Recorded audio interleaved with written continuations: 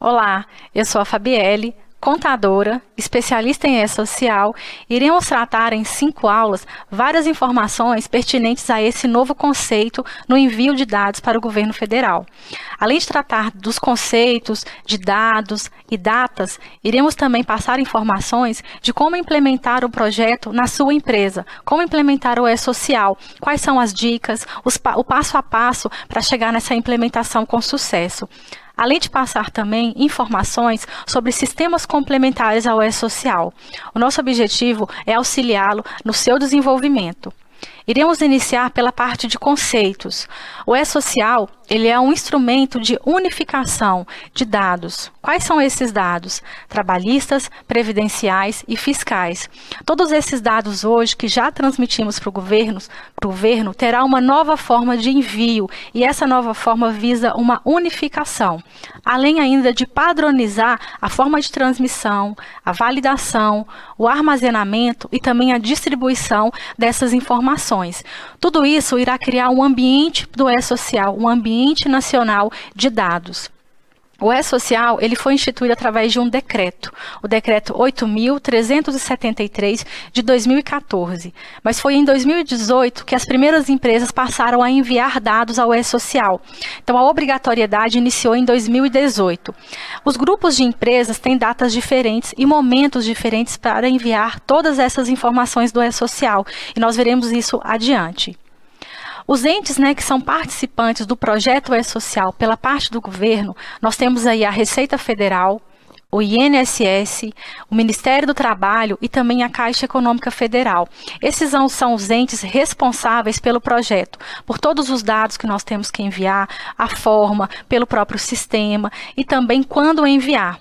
Hoje nós já enviamos dados para esses órgãos, mas a forma de enviar e também alguns dados adicionais serão implementados aí com o E-Social. Quais são os objetivos do E-Social? Nós iremos passar aqui por alguns objetivos e logo à frente iremos ver várias declarações que o E-Social irá substituir. Então, os objetivos: a viabilização da garantia dos direitos previdenciários e trabalhistas, a simplificação e o cumprimento dessas obrigações. Hoje nós temos vários tipos de declarações, vários processos que as empresas têm que cumprir, então o E-Social também tem esse objetivo, simplificar. E também aprimorar a qualidade dessas informações, das relações de trabalho, das informações previdenciárias e fiscais. Aprimorar essa qualidade, ter um ambiente único com todas essas informações e com isso também reduzir aí o envio de dados em duplicidade para o governo. Às vezes a gente envia um dado para a Caixa, que é o mesmo dado que você vai enviar para o Ministério do Trabalho, então isso duplica muito as informações e até mesmo processos.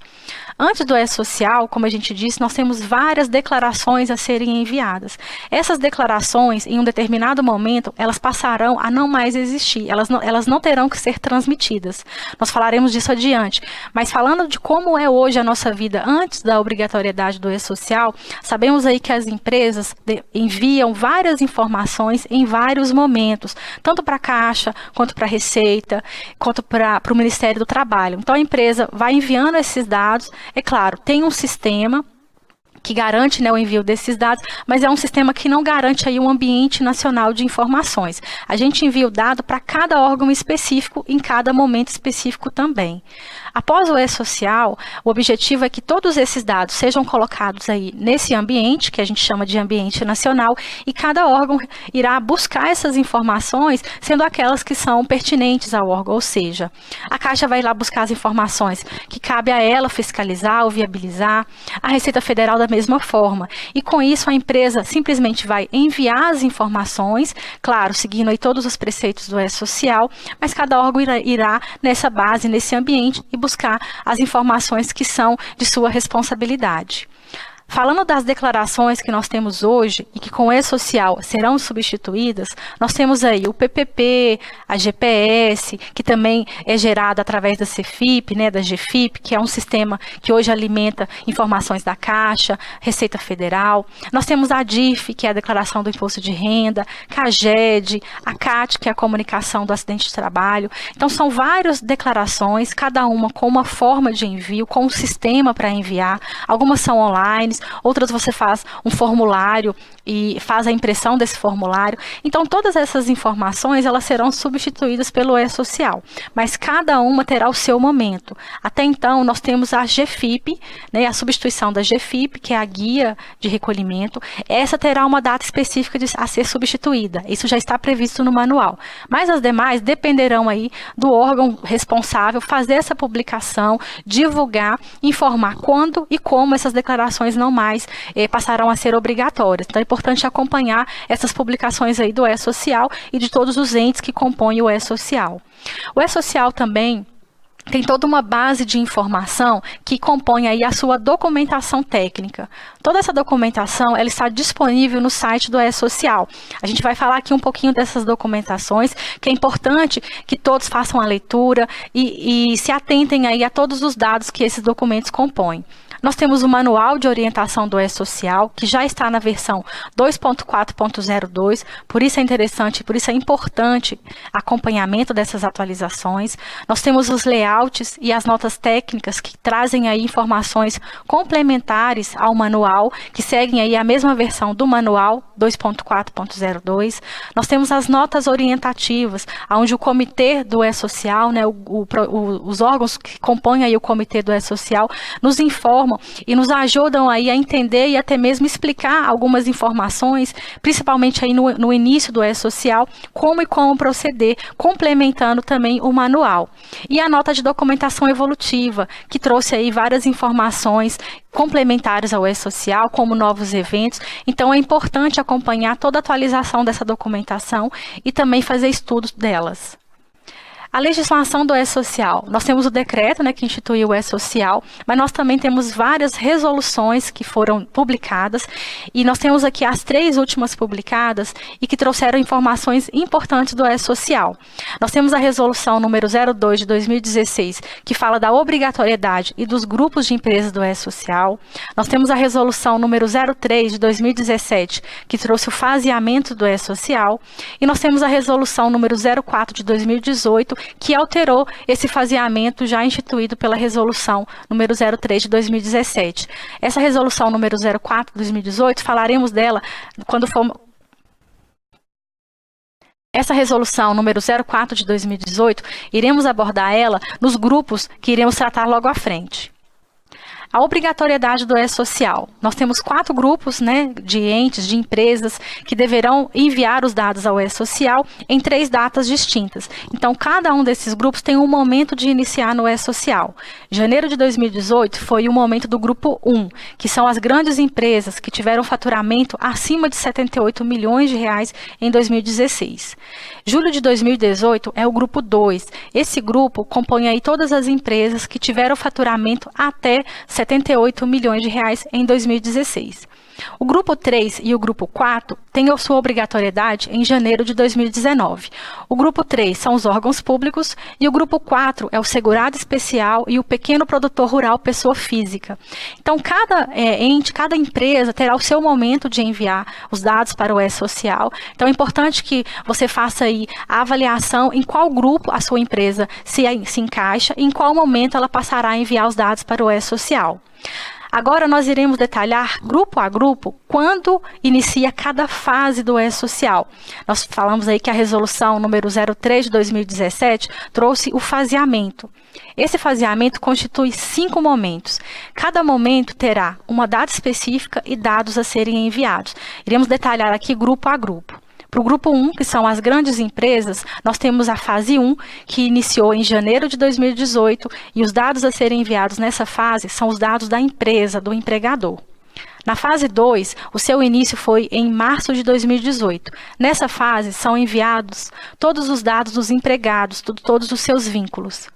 Na fase 3, que se iniciou em maio de 2018, é enviado a folha de pagamento, toda a composição da remuneração desta empresa, de seus empregados ou empregados sem vínculos. Na fase 4, teremos a substituição da CFIP. É a primeira declaração a ser substituída pelo e-social. e ela é substituída pela DCTF Web. A DCTF Web, iremos tratar nela numa aula específica, mas é o novo programa gerador de guias. Então, em julho de 2018, as empresas do Grupo 1 passarão aí a utilizar a DCTF Web para emitir guias. E na fase 5, teremos aí o envio de dados de saúde e segurança.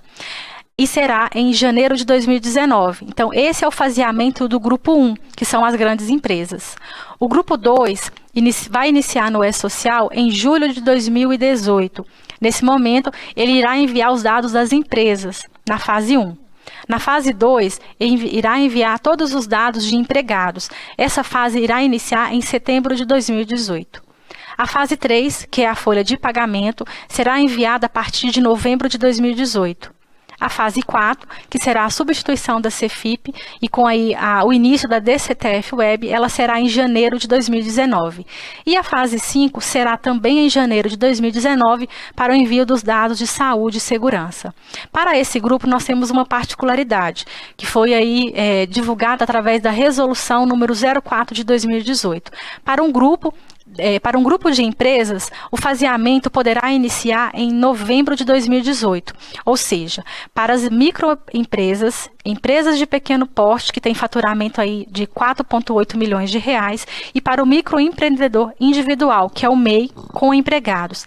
Esse grupo poderá iniciar no E-Social em novembro, fazendo o envio aí dos dados da fase 1, que são os dados da empresa, do empregador, da fase 2, que são os dados dos empregados, juntamente com a folha de pagamento na fase 3, que é o envio de dados cumulativo, fase 1, fase 2 e fase 3, mas é somente para esse grupo de empresas.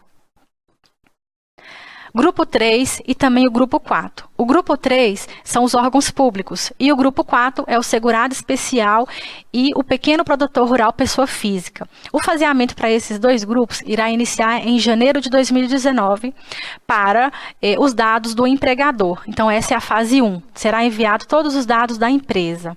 Na fase 2, que terá início em março de 2019, será enviado todos os dados dos empregados e seus vínculos. Na fase 3, que terá início em maio de 2019, será feita a folha de pagamento do E-Social desses dois grupos. Na fase 4, que será em julho de 2019, será enviado aí os dados para a geração da guia já na DCTF Web. E aí teremos a substituição da CEFIP, que é o programa gerador das guias hoje da GFIP. E na fase 5, que terá início em julho de 2019, também serão enviados os dados de saúde e segurança. Esse é o faseamento dos grupos 3 e 4. Para o Grupo 4, nós temos também uma particularidade. A resolução número 04 de 2018 trouxe aí para o segurado especial e para o pequeno produtor rural pessoa física a possibilidade de início no E-Social na fase 3, que é em maio de 2019. E dessa forma, todos os dados da fase 1 e da fase 2 serão enviados cumulativos com a fase 3, que é a fase da folha de pagamento.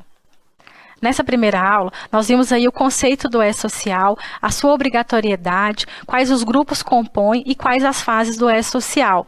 Então, todas essas informações são muito importantes para esse primeiro momento.